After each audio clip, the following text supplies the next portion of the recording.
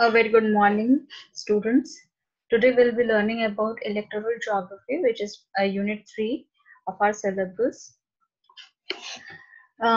First, we need to understand that what does this word electoral means. Electoral is the uh, group of people who can vote. There is another word suffrage, which means right to vote, and enfranchise, to be given the right to vote.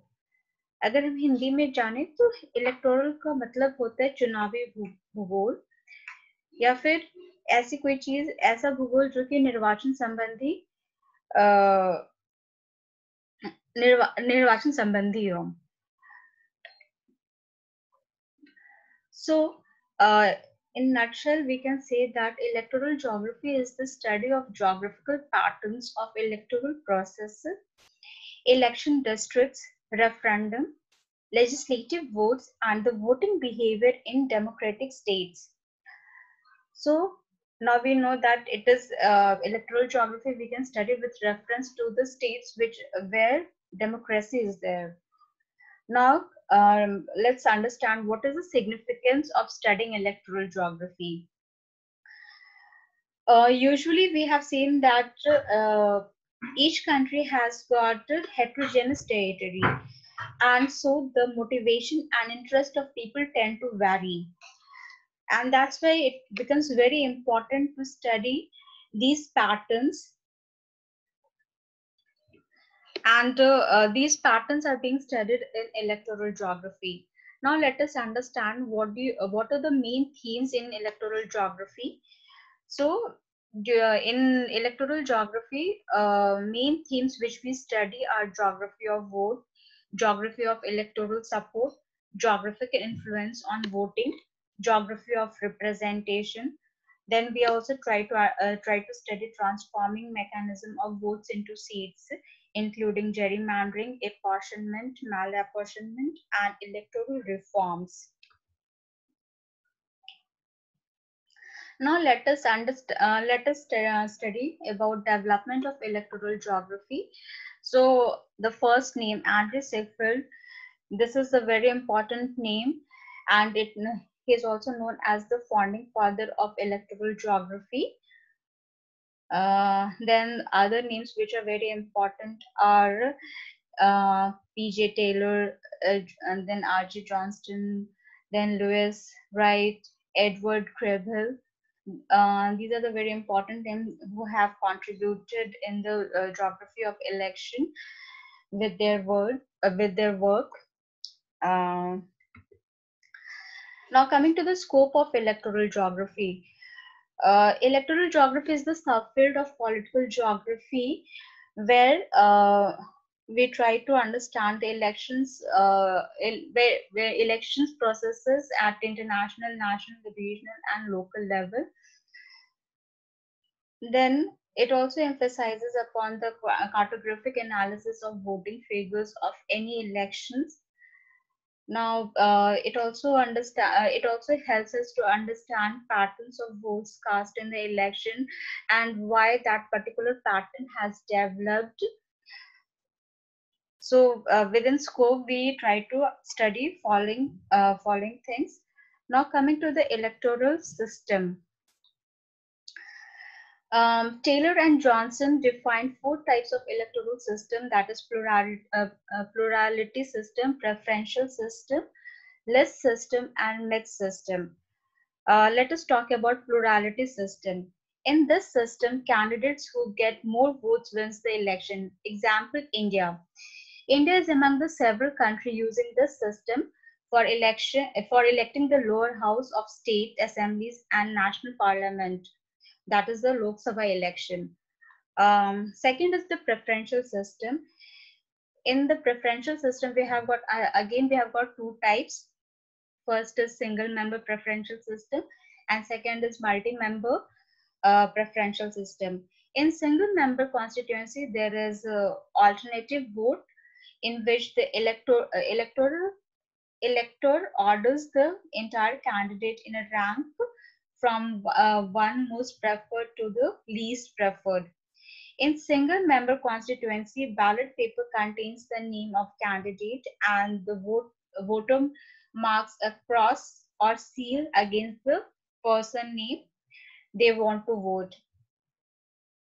In multi-member constituency, preferences are counted and number necessary for election is determined. This is called droop vote.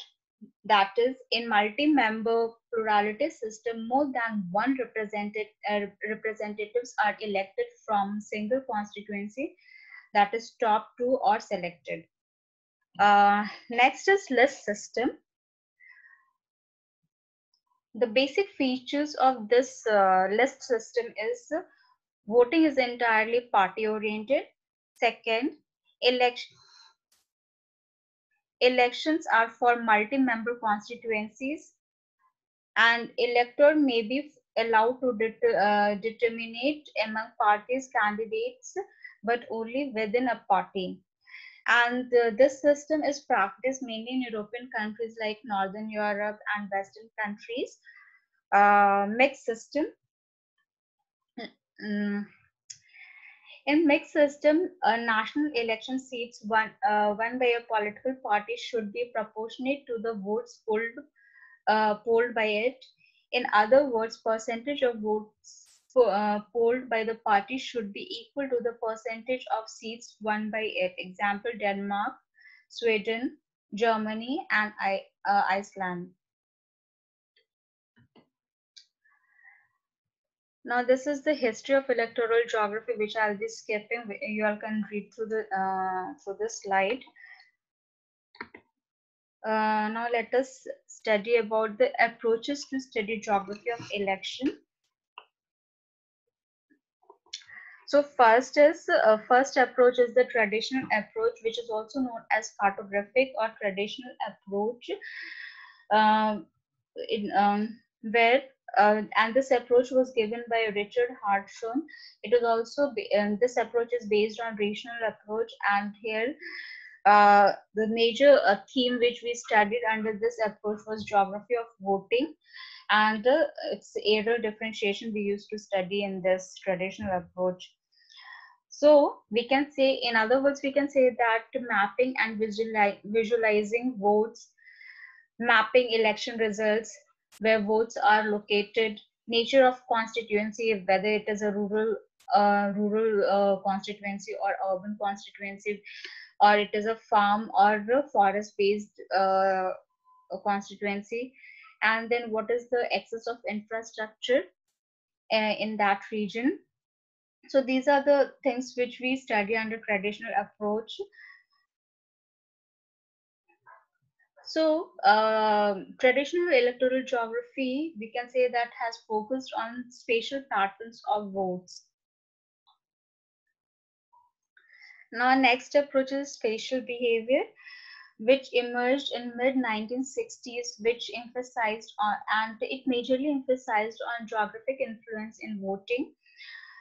And within this, there is a neighborhood effect and the behavior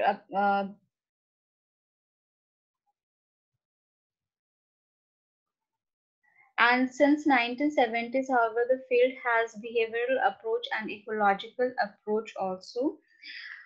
Now let's talk about behavioral approach. This approach started after Second World War, and this approach cannot be measured. Why? Because basically it is talking about, or it is looking into the factor of behavior of the people. So we can say that it deals with the behavior of voters' perception, attitude, and value of the people regarding choosing the candidates from the constituency. In India, M. Sinha and A. Roy has done a great job regarding the behavioral approach of electoral geography. Let's talk about ecological approach. This approach started in 1970s to analyze electoral data. It tries to study whether variation in socioeconomic characteristics of population is influenced by patterns of party support in an election. In this approach, mathematical and regression analysis was done. Other frequently used techniques are factor analysis, principal component analysis, multiple regression with residual. Uh, s- um, so mostly we have seen that mostly statistical techniques were applied in the ecological approach. M.K. Srivastav, he worked on electoral geography of Indian states in 1982. Uh, is a very good example which has a blend of both cartographic and ecological approach. Let's talk about the aerial integrated approach. As the word itself suggests, integrated approach. So it combines all the above approach, and the credit for developing this approach goes to Allahabad School of Election. This deals with census data, computation, and use of sophisticated techniques. Disadvantage of using this approach is it gives very generalized voting pattern, and use of census data gives ecological fallacy. And thirdly, uh, I mean, there are voters who cannot vote. For example, mentally disturbed people, adult in prison, but then detainees, adults in prisons, they cannot vote. And sometimes people may not vote because of discrimination also, or sometimes people are too ill to vote. So these factors also needs to be taken into consideration. So next is Taylor and Johnston have made a detailed study of two types of effects in their book Geography of Election. First is neighborhood effect. The neighborhood effect is the effect in which a person resides produce the most interesting effect on the mind of the voters. The local surrounding enable the individual to come into much social contact with his or her neighbor. There are several types of neighborhoods. First is rich class. We can say high income group. Second is working class, which is also low income group. Third is middle class, which is middle income group. And fourth is mixed. Now let's understand about friends and neighbors effect. It is argued that friends and neighbor models are most applicable in very restricted circumstances. Under other conditions, they are likely to be are of marginal value. Under this effect, voter goes to the polling booth completely undecided whom to vote or totally unconcerned with the result of the election. In both the cases, he or she may try to locate the name of a name to whom he or she would like to vote as soon as in the ballot paper with the names of the candidates printed on it is handed over to him or her. They He or she will record his vote in favor of local candidates who is known to him or her. The electoral vote for him or her the electoral vote for him because he has been recognized. This type of voting is known as friends and neighbor effect. Third is nationalization effect. The nationalization approach is of considerable importance, although some interpretative problems still exist. Despite some analytical and conceptual differences, these approaches to the electoral geography are marked by an underlying similarity, a concern for character and delineation of subnational political effects which are spatially demarcated. The nationalization approach, it is argued, is likely to be most useful for description and explanation of such phenomena. In recent years, there has been increased interest, especially from geographers in the field of electoral geography. Now talking about the recent works in electoral geography. Uh, uh, there is one can measure attitudes, perception, and biases of analysis of changing patterns of voting behavior. Then a projection of areal distribution of votes can indicate variation in the voting behavior from place to place. Then next is the sense the process of voting will continue. So the electoral studies will continue. That is when one election analysis is completed, another begins. Now let us talk about electoral studies by Indian geographers.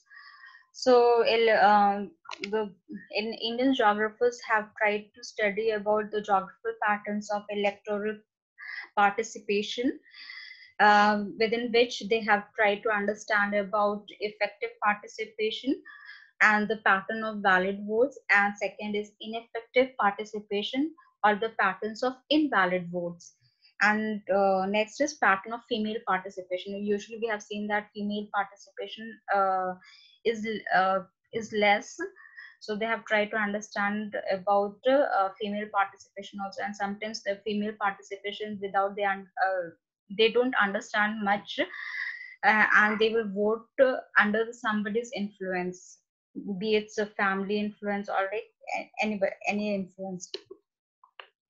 Next is pattern of electoral performances of political parties.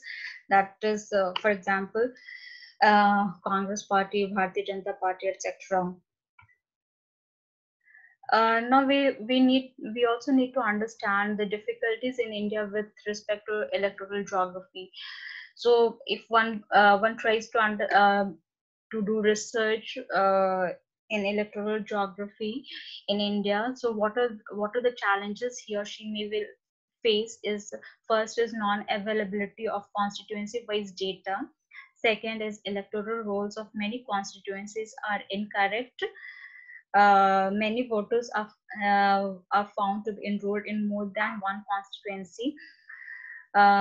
The malapportionment and numerical discriminations are common features. That is, the one constituency have a smaller number and another has a larger number of voters. So these are the major problems which we see in India.